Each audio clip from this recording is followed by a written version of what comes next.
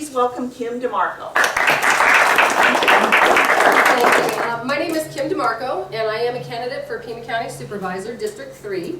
I will be running against Sharon Bronson. 17.2% of our residents are over 65. We have 28% that are under 18 years old, so those are our youth. And just a quick fact, University of Arizona students, only 18% of them stay here. There are no jobs. They leave. 54.7% are working people, 18 to 65 years old.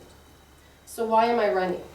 There's a lot of reasons why I'm running, but one of the reasons is because of the roads. Now, I was approached last October to run for the Pima County Supervisor position.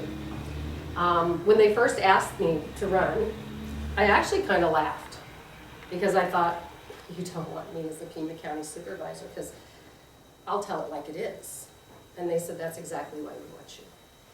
So I put a lot of thought into it, talked with my family, talked with some friends, and made the decision in January of this year to go ahead and move forward and run. We're in the top 5 places for urban failed roads, roads that are failed in urban areas. We're in there with New York City, San Francisco, Los Angeles. That's where we rank. It was in a heck of a mess between the county and the city. We've created quite the disaster, and we are in a train that's moving very quickly, and it's about to go over the cliff. So we need to take some action. You always hear the Board of Supervisors talk about the HERF funds. Those are highway user revenue funds received to the county from the state of Arizona. Those funds are intended to repair roads, replace roads. We're still paying $17 million a year on 1997 bonds. So we have $32 million a year that we could be putting towards road repair. Has anybody seen any road repair? No. So remember that $32 million, because the next screen, $6.2 million is what they spent on the roads last year. That's it. So where does the money go? Well, that's a great question, and that's one I'd like to find out. They keep saying it's going toward administrative costs. Well, how much administration can we have?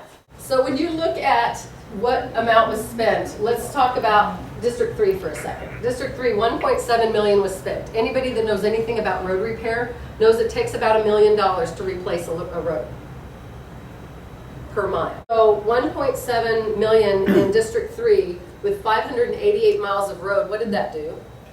Nothing. Nothing. There's a lot of money being wasted, you're correct. They claim it goes towards administration, and they've been hiding behind this for many, many years. Out of control spending.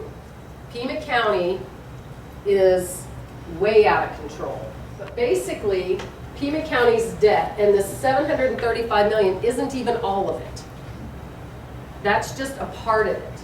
If you put all other counties combined, we have more than twice the debt of all other counties combined. Guess who pays for that debt? We do. We do. We are $1.4 billion in debt. They are asking us to pass a bond that's over $800 million. None of the maintenance is included in those bonds, so just keep adding on top of that. Now you got to include the interest in there also. So if you look up here, the first two, the general bond obligation and the transportation revenue bonds, those were bonds that were voted on by the citizens of Pima County. We agreed to spend this money. The rest of the bonds down here, the sewer revenue debt, $649 million. Certificates of participation, does anybody know what those are? Okay, a certificate of participation is this. Let's say Bank of America owns a building. The county comes in and they say, can we use your building to borrow money? We're getting loans on buildings we don't even own. That's a certificate of participation. Capital leases, $639,000. All 3 of those are non-voter approved debt. Debt that you did not say yes to, that you are paying for. I love this sign because I think we ought to put it on all roads leading into Tucson and Pima County. Tax increases ahead. You know, they just raised your taxes again. Over the last 2 years, your taxes have gone up, actually now, it's closer to 26%. I would venture to say most everybody in here is on a fixed income. Is that pretty true? Yep. So every time your taxes go up, that takes money out of your pocket to do other things. Well, the same thing is going on with young couples. They're not making a lot, but they're surely getting taxed a lot. And I hear a lot of people say, well, yeah, but the property taxes, it only affects those people that buy, that have a house. I'm a landlord, and I will tell you this. When my property taxes go up, I can't carry that, so I pass it to the renter. When you explain to the renter how this affects not only the people that own houses, but the people that rent, I don't know why they thought they were getting away scot-free, but the landlord's always passing that on. Let's talk about the cap associated with this. You hear about the 1% cap. The 1% cap only relates to the primary property tax. So your primary property tax right now is at $4.39 per $100 of assessed value. There's a secondary property tax. The secondary property tax is not capped. It can go as high as they would like it to go. The state used to pick up anything over the $4.39 tax that the county was taxing.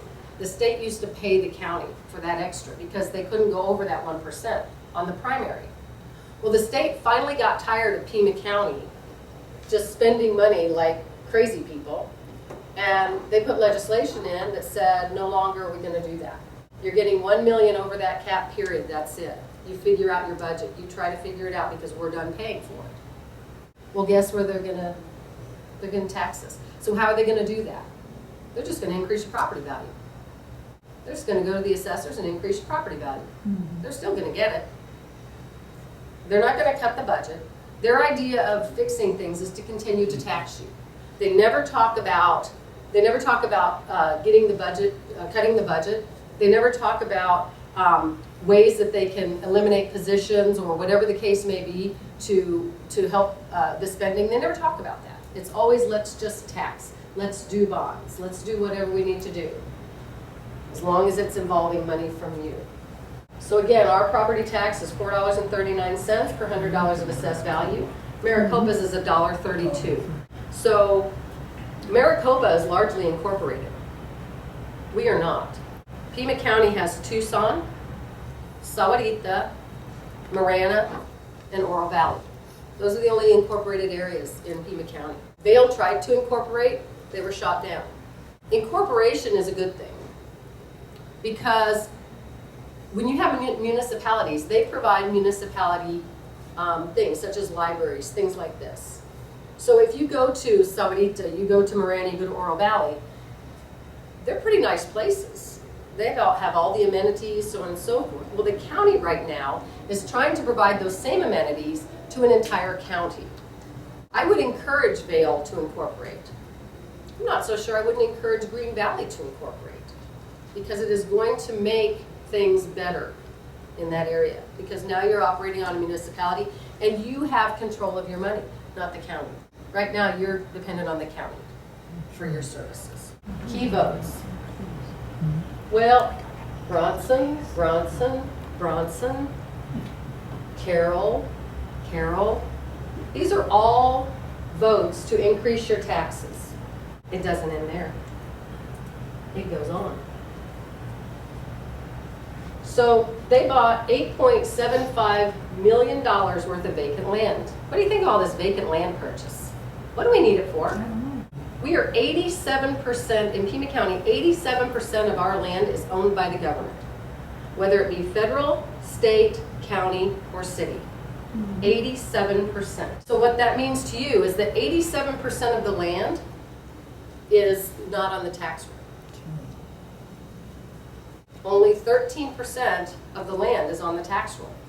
Every time they buy land, they take it off the tax roll, which increases your taxes again. And when they buy land, they never talk about the interest or the maintenance on that land. Now, I'm an athlete, but I really don't think that we need a $45 million soccer complex. That's a pretty nice soccer complex, and it's a lot of hot dogs and soda. That, to me, is wasteful spending. We have parks in the county that could use a little overhaul. Why don't we take care of what we have before we start creating something else.